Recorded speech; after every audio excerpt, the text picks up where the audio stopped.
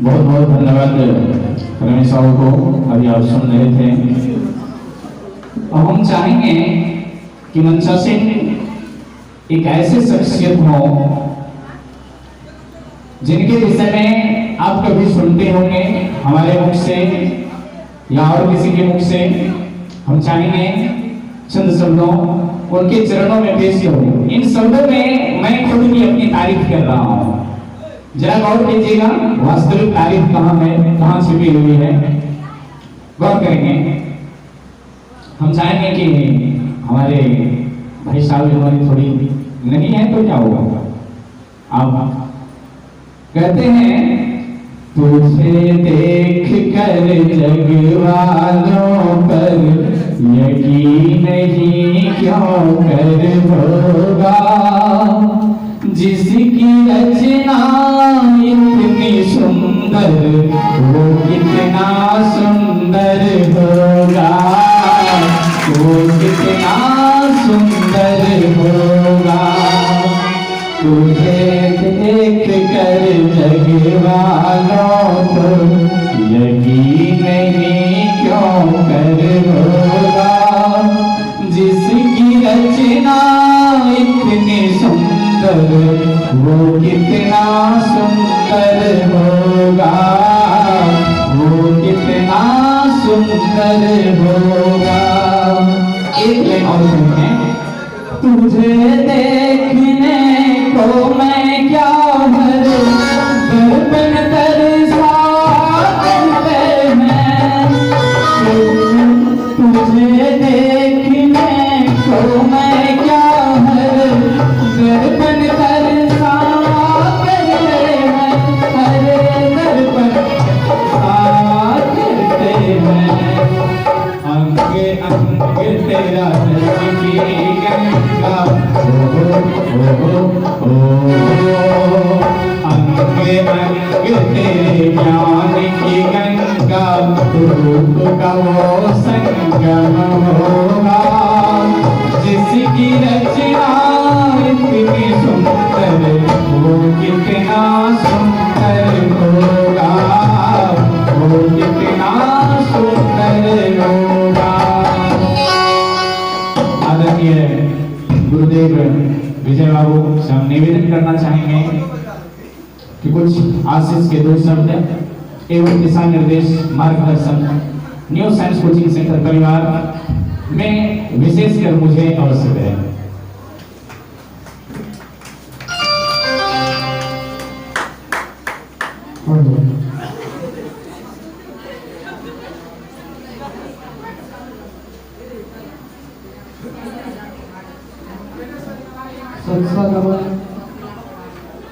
गुरुजनों में आज शिक्षक दिवस के अवसर पर उपस्थित सभी उर्म में छाए जाने वाले हमारे तमाम बच्चों, उपस्थित इस वादी को अपने स्वर और ताल से सजाने वाले हमारे राजेश बाबू के तमाम सदस्यगण, आवाज को दूर तक फैलाने वाले ध्वनि प्रसारण के प्रोप्राइटर महोदय, बच्चों की निगरानी करते अपने अभिभावक का समय वातावरण में अपने आप को एक अभिभावक के रूप में प्रस्तुत होने वाले अभिभावक महोदय,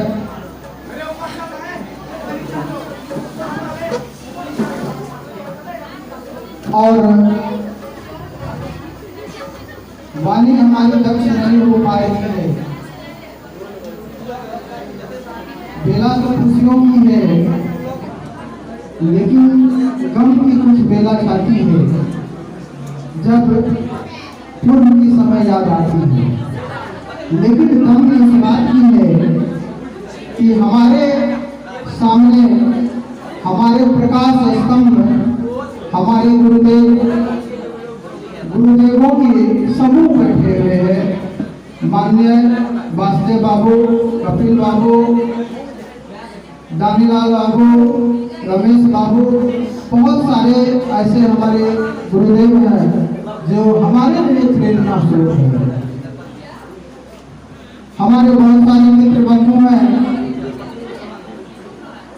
जो इस कार्यक्रम को देखने के लिए और अपने आप को इस कार्यक्रम को सजाने के लिए उपस्थित हुए हैं। उन्हें भी मैं सबसे नमन करता हूँ। उपस्थित अभिलाषी हमारी छात्राएं, उपस्थित माताएं और बहनों को नमन करते हुए, बच्चों को दुआएं देते हुए आज के दिवस के महत्व देता हूँ। हमसे कुछ पूर्व जो हमें रंगमंच पर बुलाए, अनिल जी बहुत ही गुणवान, शक्तिवान और सशक्त शिक्षक के रूप में आपके बीच इस निर्मली की धरती पर मौजूद है। मैं निर्मली की धरती को भी सबसे नमन करता हूँ जो ऐसे लाल को पैदा करते हैं।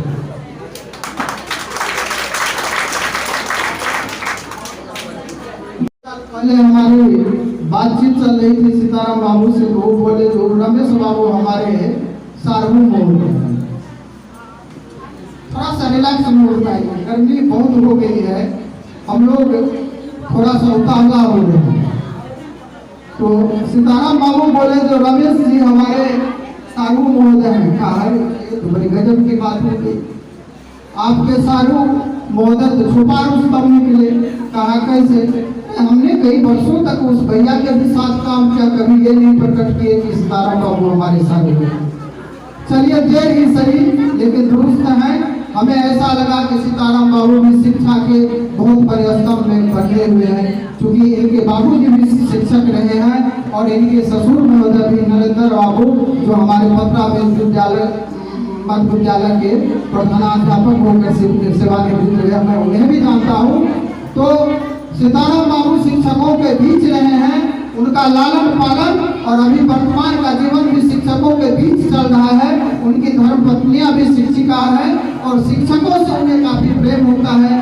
तो मैं इस न्यू साइंस कोचिंग के जितने भी कार्यरत शिक्षक हैं उनसे भी मैं कहना चाहूँगा कि यदि हमारे सीताराम बाबू के द्वारा या हमारे अनिल बाबू के द्वारा किसी बात से थोड़ी सी आपको व्यवधान होती हो तो बुरा नहीं मानेंगे।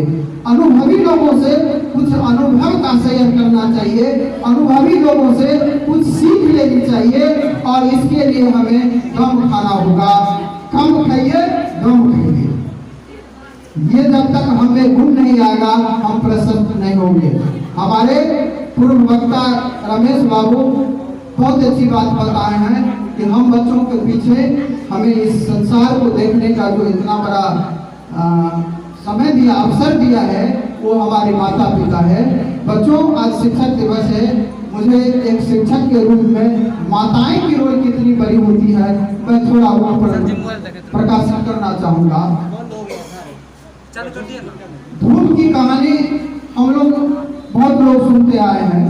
ध्रुव की दो माताएं थी और ध्रुव जब अपने पिता के गोदी में बैठे हुए थे तो उनकी दूसरी जो माताएं थी उन्हें धिक्कार के साथ ध्रुव को अपने पिता की गोदी से उतार दिया गया और कहा कि ये तुम्हारा स्थान नहीं है। और ध्रुव उस समय बड़ा ही अपने आप को नीचे स्तर में मतलब रोने लगा हुआ पाला। उनकी माता ने कहा बेटा तुम क्यों रोना शुरू कर दिया? कहा माँ मैं अपने पिता के गोदी में बैठा हुआ था, माँ ने मुझे उतार दिया, मुझे पिता का गोद नहीं है। कहा बेटा कोई बात नहीं, तुम कर्म अपना बढ़िया करो, तुम उस ईश्वर की पूजा करो, तुम उस गुरु की पूजा करो जो तुम्हारे पिता की गोद से भी ऊंचा गोद है, उनकी पूजा करो। वहां ध्रुव के लिए उनकी माता ही गुरु का संदेश देती है और वही ध्रुव आज हमारे समाज में पूजनीय है।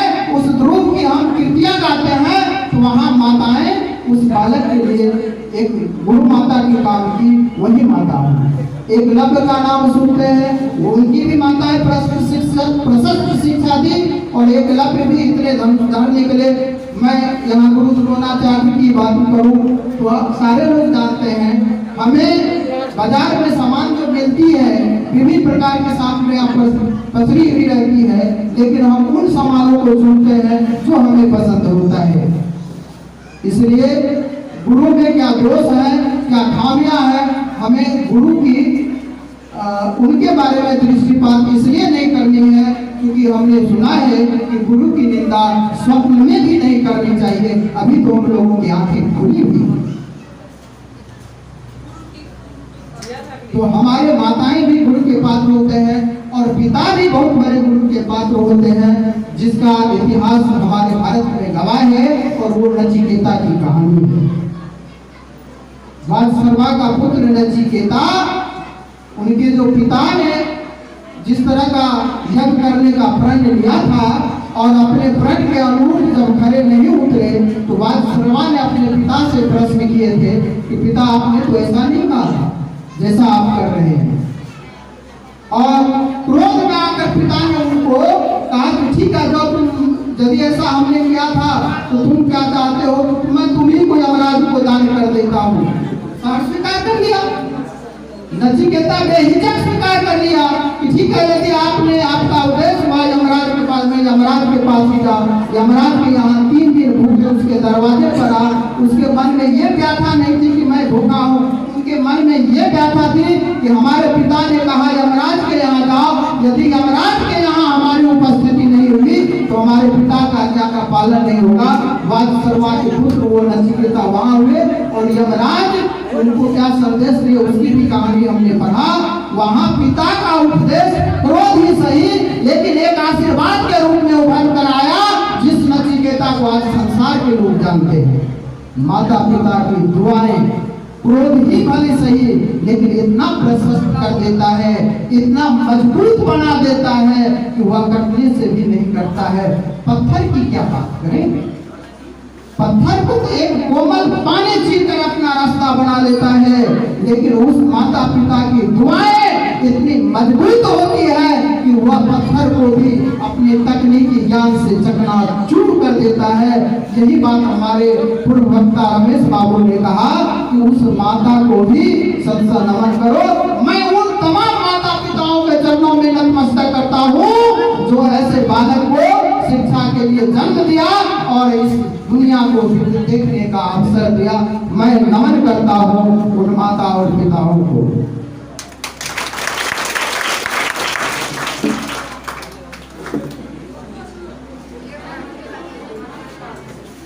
शिक्षा में सबसे बात, समय बहुत कम है, बहुत सारे वक्ता है, मैं चंद शब्दों में थोड़ी थोड़ी दृष्टिपात करना चाहूँगा। शिक्षा का सबसे बड़ा महत्व है कि आप अनुशासित रहें। आप जहाँ बैठे हुए हैं यहाँ आपको शांतिमय ढंग से रहना चाहिए, यहाँ आपको बोलना नहीं चाहिए ज़्यादा। और ऐसे भी देखा जाए बनावट के भी दृष्टिकोण से तो भगवान ने 2 कान बनाया, 2 आंख बनाया, लेकिन जीव एक ही बनाया। कहा सुनो ज्यादा, देखो ज्यादा, बोलो कम। इसलिए बोलना भी हमें कम चाहिए और सुनना ज्यादा चाहिए, क्योंकि एक अच्छे वक्ता बनने के लिए एक अच्छा श्रोता होना जरूरी है। आप अच्छे श्रोता हैं, इसलिए आप लोग अपने लिए ताली बजाइए, एक बार जोरदार ताली बजाइए।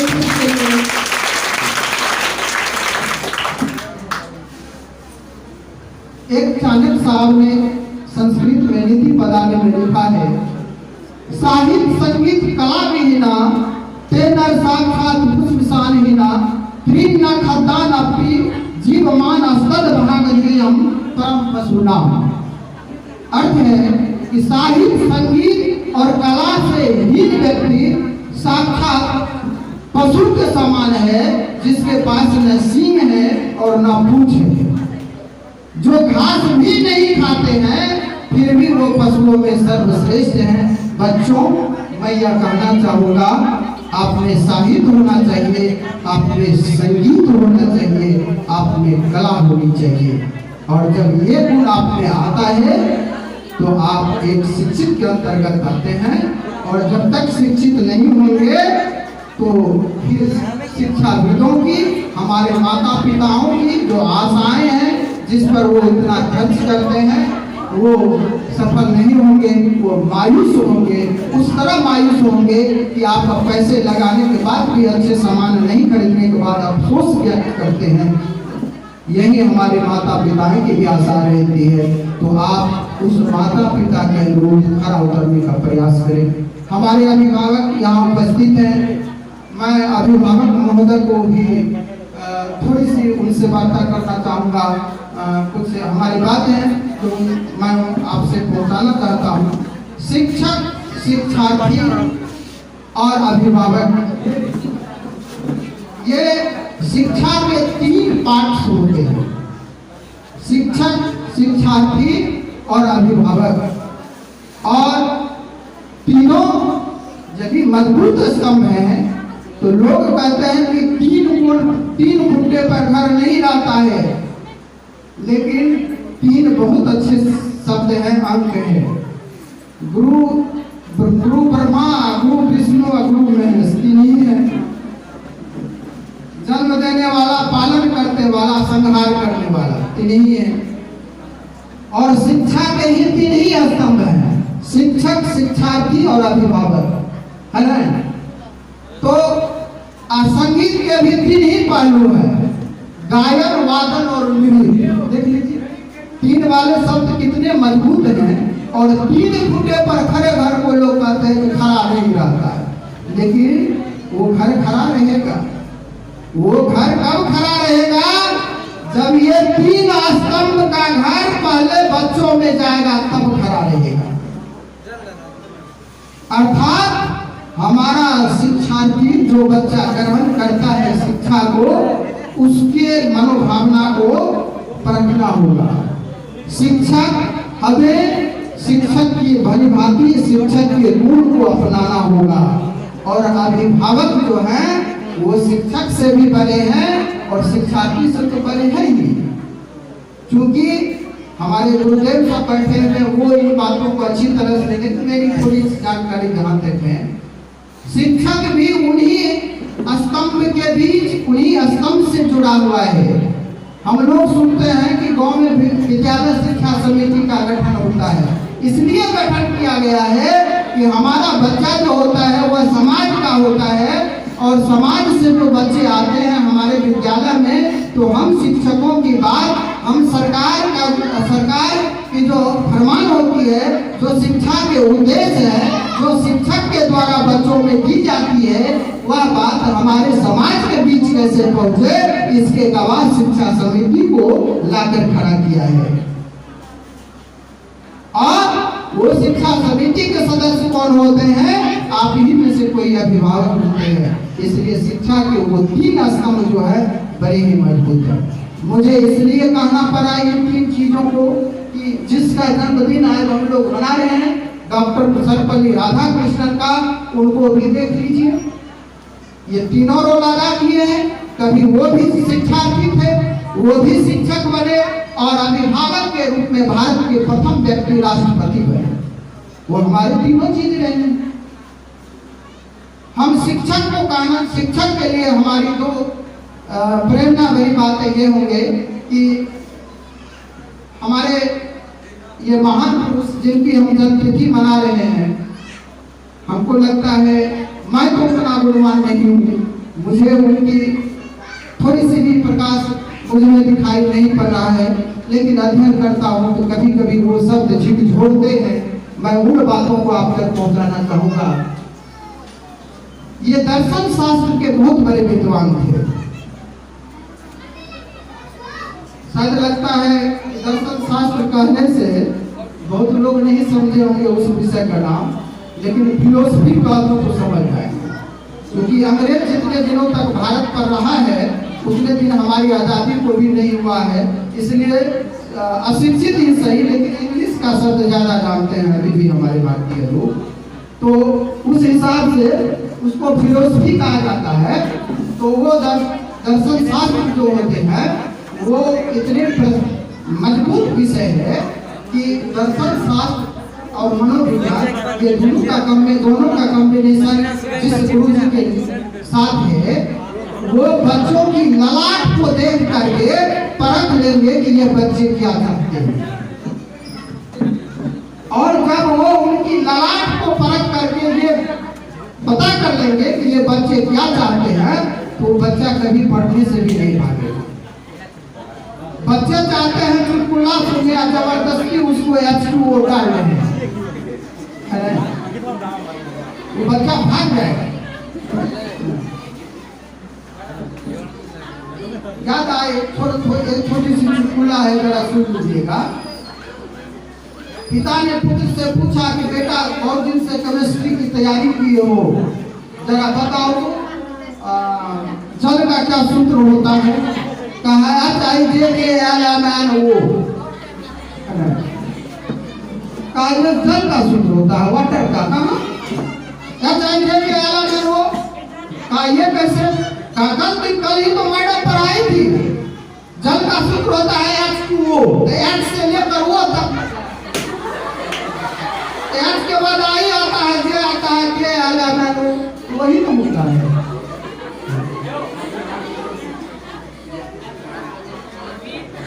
तो उस टू का उससे लगा दिया, लेकिन जब आप लोग क्लास में होंगे तो उस टू का से कब लगेगा, उस टू का टू लगेगा। तो ये शिक्षक, शिक्षार्थी और अभिभावक हमारे शिक्षा के 3 स्तंभ होते हैं, तीनों को मजबूत तरीके से रहना है। मैं अभिभावक को सबसे नमन करता हूँ। आप हमारे अनिल जी शुरू से ही बड़ी अनुशासन मान रहे हैं।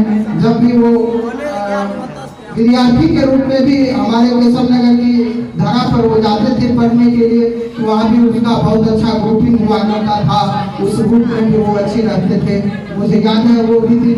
और अनुशासन के माने में ये अपने बड़े ही सशक्त लोग हैं। हमारे गुरुदेव भी बैठे हुए हमारे सामने, माननीय वासुदेव बाबू, जो हमारे जीवन की प्रेरणा स्रोत है। हमारे पिताजी याद आती है कभी जिंदगी में ये नहीं किया करते थे और हमें आगे प्रस्तुत करने का ऐलान करते थे। आज उनको मैं अपना प्रकाश स्तंभ समझ कर आपके बीच हूँ।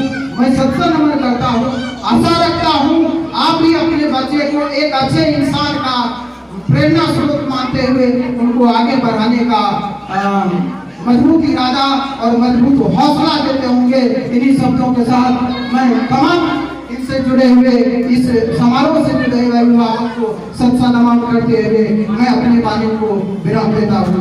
जय हिंद, जय भारत।